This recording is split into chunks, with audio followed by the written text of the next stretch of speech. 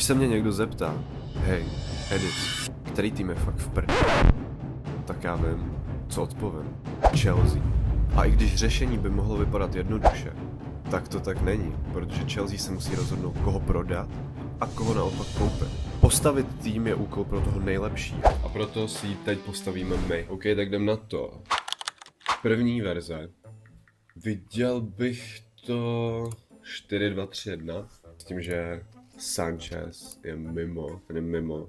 A mně by se hodně líbil Maignan, francouzský golman z Repre, hodně mi sedí do Chelsea právě, určitě bude lepší než Sanchez, kámo, takže tolik hráčů zase si nemyslím, že bude potřeba, protože Chelsea kvalitní hráče má, jenom prostě bude to potřebovat nějakou bombu. Fanoušci Chelsea mi dají za pravdu, že určitě na jednom stoperovi musí být Colwill. Tak, tady já bych šel do posily a hodně jako kontroverzně bych to viděl na Antonia Rudiger. Brand new saxophone. Agora é o Rudiger, tem que também. Está loco. Končí mu smlouva, hrál v Chelsea, world class stoper, to je furt sice už větší věk, ale Chelsea potřebuje nějakou okamžitou kvalitu, lídrovství, impuls prostě, zálohu si myslím, že má Chelsea kvalitní, protože v průběhu sezóny se říkalo, že nejlepší záložník na světě je Caicedo, s čímž jsem chvíli souhlasil, pak šel hodně dolů, ale určitě je to hodně nadprůměrný záložník. Potom mně se líbí, když Chelsea hraje na pozici záložníka právě Reece Jamese. SOZ problémový hráč, který chtěl do Madridu, protože mu to připomíná Buenos Aires. A je to Enzo Fernandez.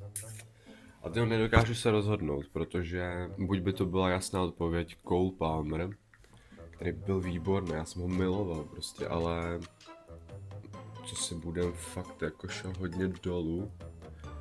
A pokud se nevyzbírá, tak bych to viděl na Esteva. Samozřejmě, jestli se vyzbírá, tak potom to bude Palmer, ale zatím bych to viděl na Esteva a teď jdem do posil. Victor Osimhen má větší věk, blíží se mu takový ten poslední přestup kariéry. Pressingový, bude běhat pro ten tým.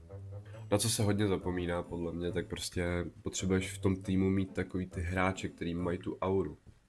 Jo? Jako Rudiger je teda šílenec, ale jako nějakou tu auru má prostě, jako respekt na tom hřišti. Za mě poslední hráč, jsem zvědavý, co na to řeknou fanoušci Chelsea, schválně napište dolů do komentářů. Kdo fandí Chelsea, jak kdo by tohodle hráče a taky jak byste to postavili vy. Taky jsem viděl hodně na Twitteru, různých spekulacích a různých tyhle z těch, že se hodně spekuluje a je to Vinicius Junior. Takhle bych viděl moji sestavu. Mně se to takhle líbí. Samozřejmě jako jsou tam jiné věci, které by šly udělat jinak.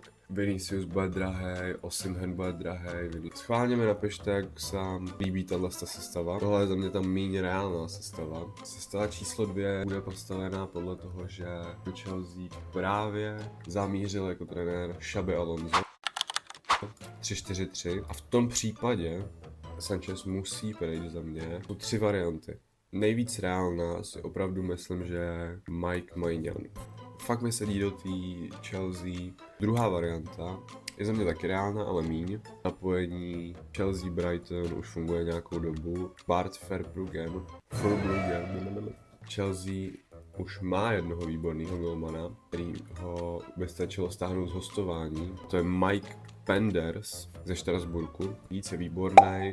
Čekal jsem, že půjde do Chelsea už v době, kdy do Chelsea mířil Rosenior, jmenoval se tak ten trenér, protože ten přišel právě ze Štrasburku, za který chytá Mike Penders, takže toho bych tam viděl. V tomhle rozestavení se otvírají další možnosti, 3-4-3, Colwill, Jorela Hata, na pravého stopera bych viděl furt posilu, kámo, jako. A na pravýho stopera vznikají 2 možnosti. Bych zamířil do Crystal Palace a Lacroix a na pravém wingbacku by hrál Reece James, nebo by Reece James hrál na stoperu, napravo by hrál Malo Gusto, nalevo je to jasně Cucurella, ve středu Caicedo, Enzo, na hrotu João Pedro, nedostal se na MS, to je šílený, to jsem opravdu nečekal, a na pravém křídle by byl Estevao nebo Palmer, přijde do týmu Kuenda, který ho mají už koupenýho ze Sportingu, levý křídlo musí přijít Osila. Xabi Alonso prej vyjednal podmínky, které zavazují k tomu, že si může sám mluvit do přestupů, sám si může vybírat hráče. Je to změna oproti tomu, co bylo minulé, protože právě Maresca a právě i Rosenior měli problémy s tím vedení šílený, přiváděli mladý hráče, vůbec to nekonzultovali s trenérem. Právě levý křídlo může to být Götze z Ajaxu, který má výbornou sezónu, Morgan Rogers, spekuluje se do Chelsea. Vlastně takhle bych to viděl jako super přestup. Viděl jsem i šílenou teorii, že právě Mbappé, který má problémy v Realu Madrid a sám se rozpovídal o tom, že byl hodně na straně Xabiho Alonza, by mohl jít taky do Chelsea. Chelsea by ho zvládla koupit. To je otázka. Pravděpodobnější mi vychází, že by to mohl být ten Morgan Rogers a takhle by teoreticky mohla vypadat sestava pod Xabi Alonzem. Takže tohle je všechno. Udělali jsme si 2 sestavy, 2 varianty. Do komentářů mi napiš, koho bys chtěl, abych opravil příště, jak bys změnil opravy, jestli fandíš Chelsea nebo komu fandíš. Dej like, odběr, sdílej a čus.